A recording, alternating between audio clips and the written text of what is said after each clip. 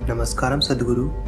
प्रश्न है कि मंत्र जाप करने का सही तरीका क्या है और मंत्र जाप करते समय किन किन बातों का ध्यान रखा जाना चाहिए। मंत्र एक शक्तिशाली प्रक्रिया है, लेकिन उनका इस्तेमाल ठीक से होना चाहिए और उनकी दीक्षा ठीक से होनी चाहिए। शक्तिशाली ध्वनियों के गलत उपयोग से समस्याएं पैदा हो सकती हैं। मैं अमेरिका में था और कोई एक महिला को कार्यक्रम में लेकर आया। वो 7 दिन का कार्यक्रम था और मेरे पास आने से लगभग 6 या 7 या लगभग 8 महीने पहले वो अपनी आवाज खो चुकी थी। गायत्री एक शक्तिशाली प्रक्रिया है। उसकी प्रकृति बहुत अलग है। ये कोई ऐसी चीज नहीं है जो पूरी तरह व्यक्ति की भीतरी या आध्यात्मिक उन्नति या उस आयाम की ओर केंद्रित हो। इसमें विभिन्न चीजें शामिल हैं। इसलिए आमतौर पर यह हर गृहस्थ को सिखाया जाता था ताकि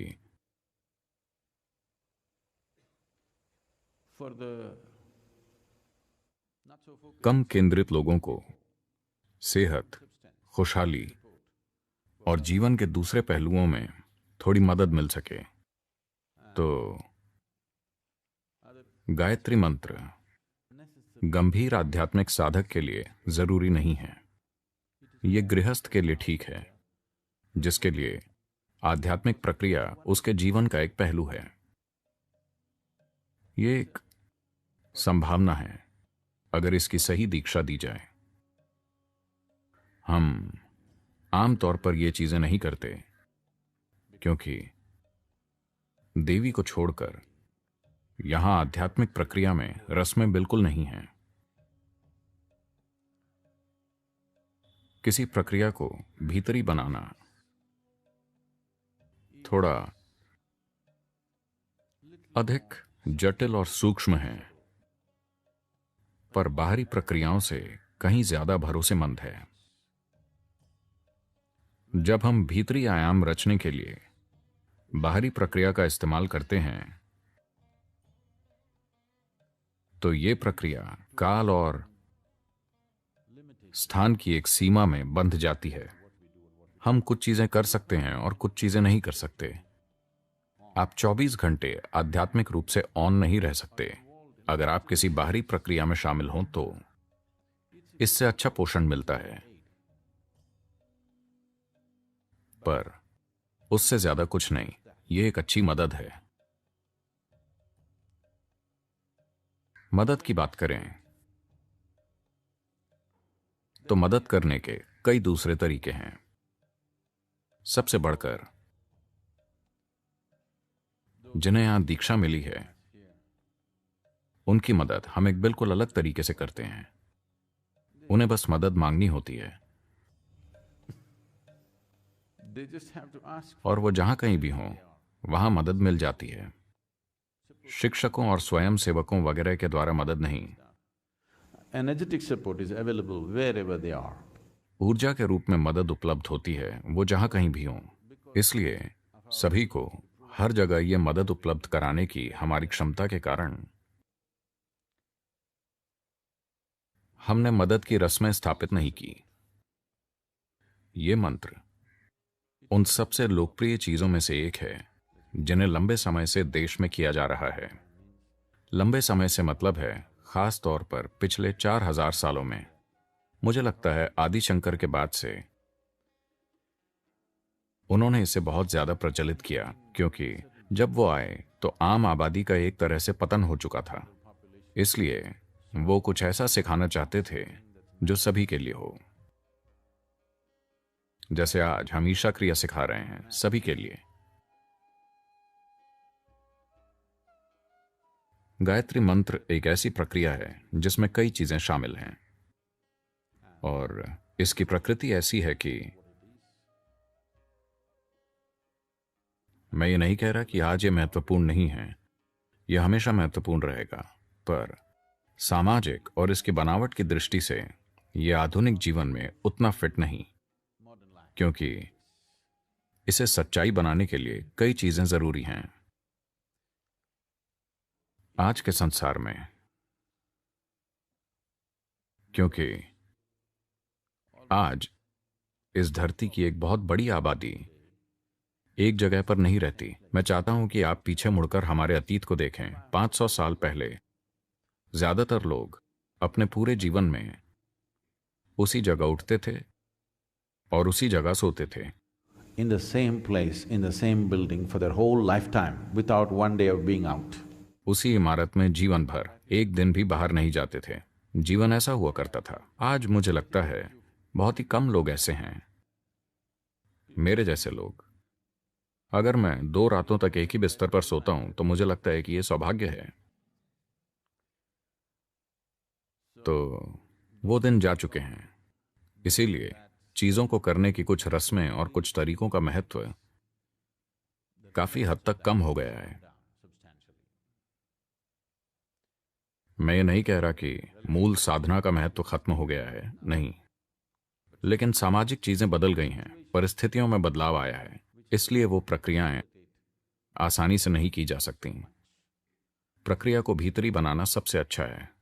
भीतरी प्रक्रिया कहीं भी की जा सकती है। वो इस पर आधारित नहीं है कि हम कैसी परिस्थिति में हैं, कैसे लोगों के साथ हैं, इससे कोई फर्क नहीं पड़ता। तो योग 100% भीतरी है।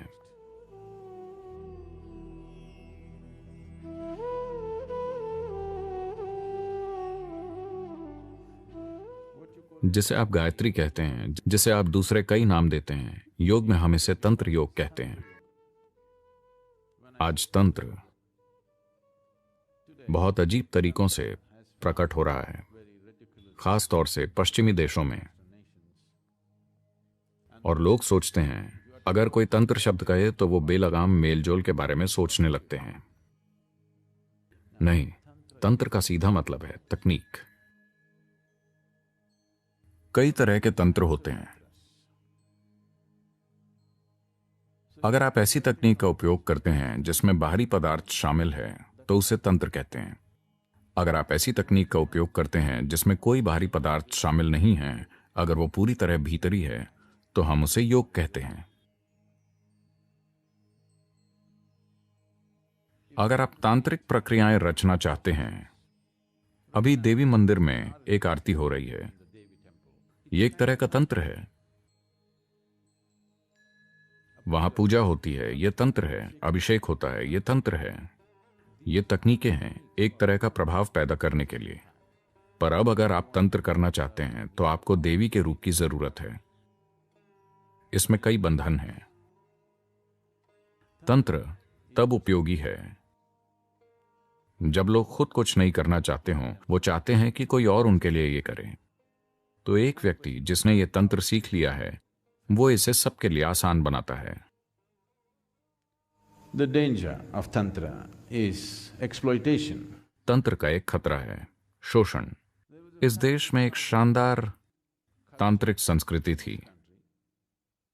पिछली 2 पीढ़ियों में हमने उसे खत्म कर दिया क्योंकि इसमें इतना शोषण होने लगा कि यह बहुत भद्दा बन गया। तो हमने सोचा कि इसके बिना ही बेहतर है। इसलिए पिछली 2 पीढ़ियों ने जीवन से रीति रिवाज हटा दिए क्योंकि उनसे शोषण हो रहा था। तो भीतरी प्रक्रियाएं सुरक्षित हैं, इनसे शोषण नहीं हो सकता। यह आप पर आधारित हैं। Somebody can inspire you. कोई आपको प्रेरित कर सकता है, कोई आपको किसी शक्तिशाली प्रक्रिया में दीक्षित कर सकता है, बस इतना ही है। शोषण के लिए कोई जगह नहीं है। साथ ही सब कुछ त्यागने की जरूरत नहीं है। यह ऐसा ही होगा कि नहाने के पानी के साथ छोटे बच्चे को भी फेंक दिया। आपको सब कुछ छोड़ने की जरूरत नहीं है। ध्यानपूर्वक संभाला गया तंत्र ठीक है। मैं चाहता हूं कि आप अपना यह बचकाना विचार छोड़ दें, तंत्र का मतलब सेक्स है। नहीं, इसका कामुकता से कोई लेना देना नहीं है। इसमें चीजें करने के लिए बाहरी साधनों या उपायों का उपयोग किया जाता है, क्योंकि दोनों योगी और तांत्रिक वैज्ञानिकों जैसे होते हैं। वो ये देखते हैं कि कोई चीज काम कैसे करेगी। शायद वो किसी खास समाज या इतिहास के किसी खास समय के नैतिक मूल्यों में फिट ना हो। उसी कारण शायद उन्हें ये लेबल मिला, उसी वजह से उन्हें ये लेबल मिला, वरना इसका कामुकता से कोई लेना देना नहीं है। इसमें खुशहाली के लिए बाहरी सामग्री का उपयोग करना सीखा जाता है, सिर्फ आपकी खुशहाली नहीं बल्कि कई लोगों की खुशहाली। तो गायत्री मंत्र उसी आयाम से संबंधित है। इसमें कुछ गलत नहीं है, बस आज ये उतना उपयोगी नहीं है। मंत्र एक शक्तिशाली प्रक्रिया है, लेकिन उनका इस्तेमाल ठीक से होना चाहिए और उनकी दीक्षा ठीक से होनी चाहिए। शक्तिशाली ध्वनियों के गलत उपयोग से समस्याएं पैदा हो सकती हैं। मैं अमेरिका में था और कोई एक महिला को कार्यक्रम में लेकर आया। वो 7 दिन का कार्यक्रम था और मेरे पास आने से लगभग 6 या 7 या लगभग 8 महीने पहले वो अपनी आवाज खो चुकी थी। आवाज पूरी तरह जा चुकी थी। वो हर डॉक्टर, हर एक्सपर्ट को दिखा चुकी थी। वो बिल्कुल नहीं बोल सकती थी। जब वो बोलने की कोशिश करती थी तो बस हवा बाहर आती थी, न कि ध्वनि। डॉक्टर्स को उनके गले में या वोकल कॉर्ड में कुछ भी गलत नहीं दिखा, सब ठीक था, पर वो बोल नहीं पाती थी।